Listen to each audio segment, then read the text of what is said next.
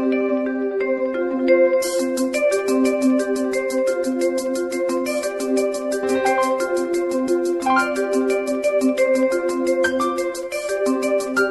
students, welcome back to my another video for class 12th beginner.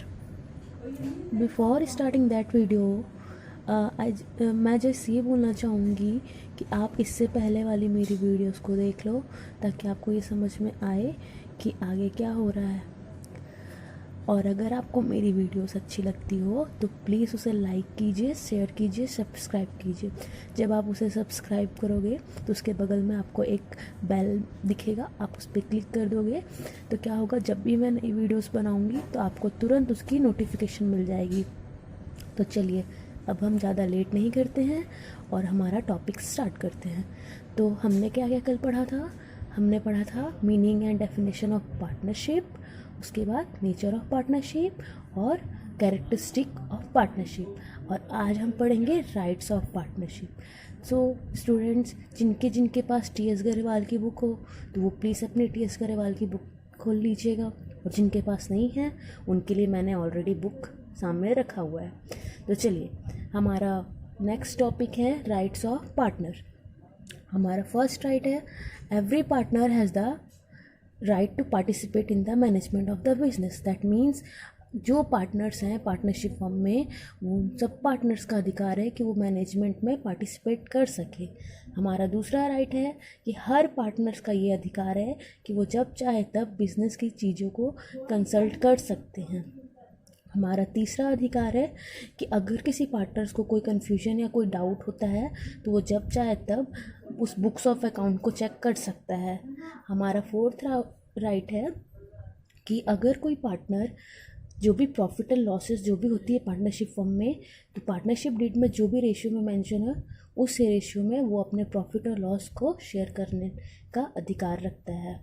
Next right है हमारा कि अगर कोई पार्टनर इंटरेस्ट मतलब लोन देता है फर्म को, तो उसका पूरा अधिकार है कि उस लोन पे वो इंटरेस्ट ले सके फर्म से।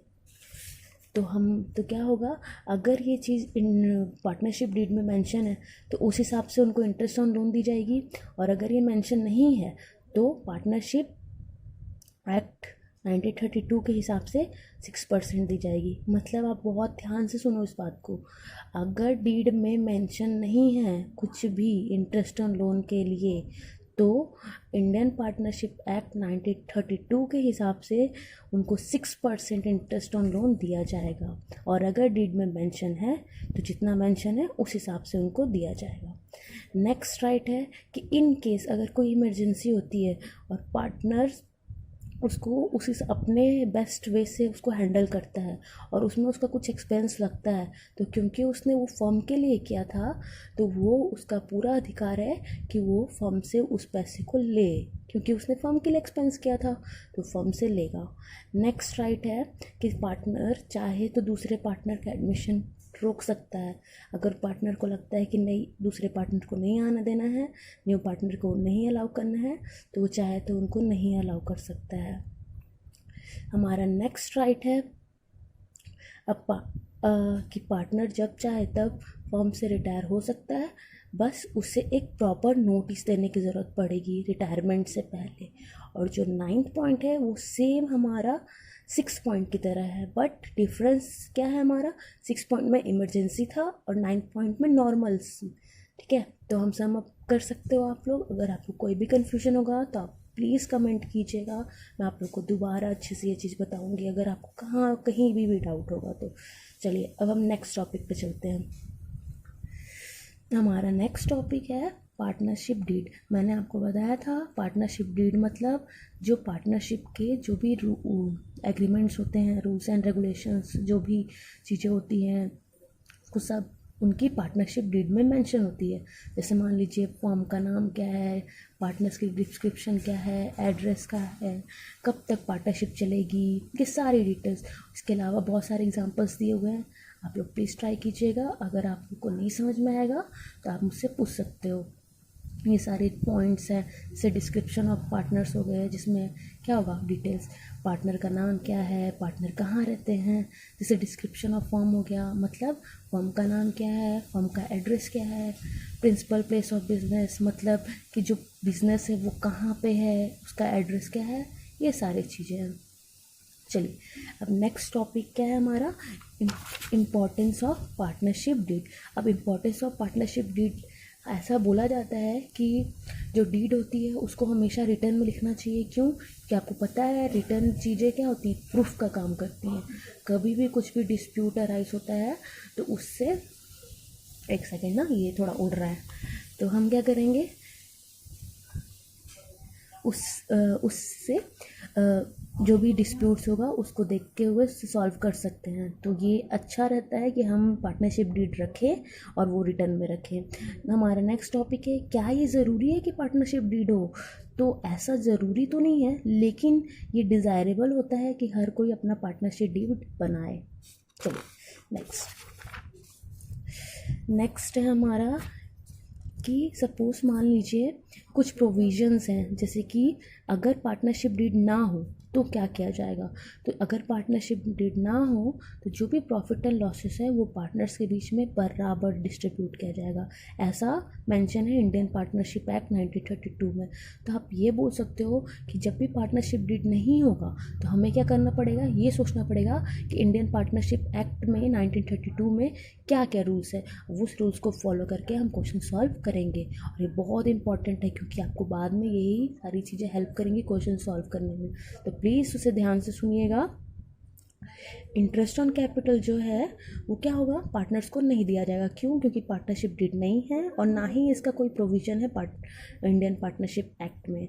इंटरेस्ट ऑन ड्राइंग भी सेम इंटरेस्ट ऑन कैपिटल जैसा है, इसमें भी कुछ नहीं मिलने वाला किसी को। और इंटरेस्ट ऑन लोन मैंने आपको बताया था कि अगर वो मेंशन होगा तो उस हिसाब पार्टनरशिप डीड के हिसाब से देंगे, और अगर यहाँ तो मेंशन नहीं है तो क्या देंगे, 6% देंगे। और एक चीज़ आपको पता होना चाहिए कि इंटरेस्ट ऑन लोन जो है वो चार्ज अगेंस्ट प्रॉफिट है। चार्ज अगेंस्ट प्रॉफिट का मतलब आप समझते हो, मतलब ना प्रॉफिट हो चाहे ना हो आपको वो देना ही पड़ेगा। और इसके बारे में हम आगे पढ़ेंगे, चार्ज अगेंस्ट प्रॉफिट क्या होता है। ठीक है, अभी फ़िलहाल जितना ज़रूरी है हम उतना सीखते हैं। उसके बाद हमारा नेक्स्ट है रेमोनरेशन। तो रेमोनरेशन अगर पार्टनरशिप डीड नहीं है तो इंडियन पार्टनरशिप एक्ट के हिसाब से भी कोई रेमोनरेशन नहीं मिलता है। अब देखिए लायबिलिटी ऑफ पार्टनर्स। अब लायबिलिटी ऑफ पार्टनर्स मतलब आप लोग ने 11th क्लास में पढ़ा होगा कुछ टर्म्स, चैप्टर नंबर 2 में, बेसिक टर्म्स में। तो लायबिलिटी क्या होती है, एक तरीके का बोझ। अब पार्टनर्स के लिए क्या बोझ होगा, तो देखिए पहला पॉइंट बोलता है कि अगर कोई फर्म, ठीक है, अगर किसी फर्म का कोई पार्टनर कोई अलग बिजनेस करता है, ठीक, और वो बिज़नेस जो होता है वो सेम उसी फर्म के हिसाब से चलता है, मतलब सेम फर्म जैसा ही बिज़नेस करता है वो कोई और, तो क्योंकि उसने सेम फर्म जैसा बिज़नेस किया और उस टाइप के बिज़नेस से अर्न किया, तो क्या करना पड़ेगा, उसकी ये लायबिलिटी है कि वो जो पैसे उसने अर्न किए हैं वो वापस अपने फर्म में दे। क्यों? क्योंकि उसने जो अर्न किया है वो सेम टाइप ऑफ बिज़नेस से किया है। नेक्स्ट, अगर कोई पार्टनर कोई ट्रांजैक्शन करता है फर्म के लिए और उसमें उसको कुछ प्रॉफिट होता है, तो क्योंकि वो फर्म के लिए ट्रांजैक्शन था तो वो अपने पास नहीं रख सकता, उसे वापस फर्म को देना पड़ेगा। चलिए, अब इसके अलावा हमारा नेक्स्ट है कि some other important provision of the Indian partnership act. अब हमने जो ऊपर पढ़ा उसके अलावा भी कुछ प्रोविजंस हैं।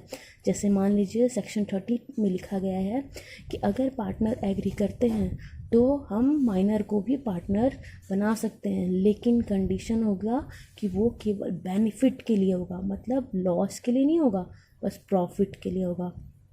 नेक्स्ट, सेक्शन 31, इसमें ये कहा गया है कि जो भी पार्टनर्स हैं अगर चाहें वो तो अपनी मतलब सब मिलकर एक नए पार्टनर को एडमिट कर सकते हैं। ठीक है, और अगर ये डीड में मेंशन हो तो भी कर सकते हैं। सेक्शन 32 में ये लिखा गया है कि सारे पार्टनर्स मिलकर दूसरे पार्टनर्स को रिटायर कर सकते हैं, या फिर अगर वो डीड में मेंशन है तो भी रिटायर हो सकता है। सेक्शन 69 में लिखा गया है कि जो रजिस्ट्रेशन है वो क्या है, ऑप्शनल है, कंपल्सरी नहीं है। और सेक्शन 35 में लिखा गया है कि जब तक पार्टनरशिप चलता है जब तक पार्टनर्स होते हैं। अगर पार्टनर्स मर जाते हैं तो पार्टनरशिप ख़त्म हो जाती है, ठीक है, अगर कुछ और डीड में मेंशन नहीं हुआ तो। अब देखिए एक नया कंसेप्ट आता है हमारा LLP, जिसका मतलब है लिमिटेड लायबिलिटी पार्टनरशिप। होता क्या था, जो पार्टनर्स होते थे उनकी लायबिलिटी अनलिमिटेड होती थी। अब अनलिमिटेड लायबिलिटी की वजह से जब भी लॉस होता था तो ना केवल उनके शेयर्स लिए जाते थे बल्कि उनकी पर्सनल प्रॉपर्टी भी ली जाती थी, जिस वजह से बहुत सारे लोग पार्टनरशिप में इंटरेस्टेड नहीं हुए। तब हमारा एक नया कंसेप्ट आया जो कि था लिमिटेड लायबिलिटी पार्टनरशिप। इसमें क्या था, आप पार्टनरशिप भी कर सकते हो और आपकी लायबिलिटी भी लिमिटेड रहेगी। मतलब अगर कोई लॉस होता है तो आपके घर की प्रॉपर्टीज़ नहीं ली जाएगी, बस आपका जो शेयर था उतना ही लिया जाएगा। तो ये एक नया कंसेप्ट है। अब आपको पता है कि अकाउंट्स अपने आप में बहुत वास्ट है, तो हम हर एक चीज़ डिस्कस नहीं कर सकते। बट अगर आपको कुछ भी डाउट होगा तो आप प्लीज़ मुझे कमेंट कीजिए, मैं आपको और अच्छे से वो टॉपिक बताऊंगी। तो आज मेरी कोशिश रहेगी कि मैं आपको एक और वीडियो शाम तक दे दूं, जिससे आप profit and loss appropriation account तक हम आज पढ़ना सीख जाएं। Okay, thank you.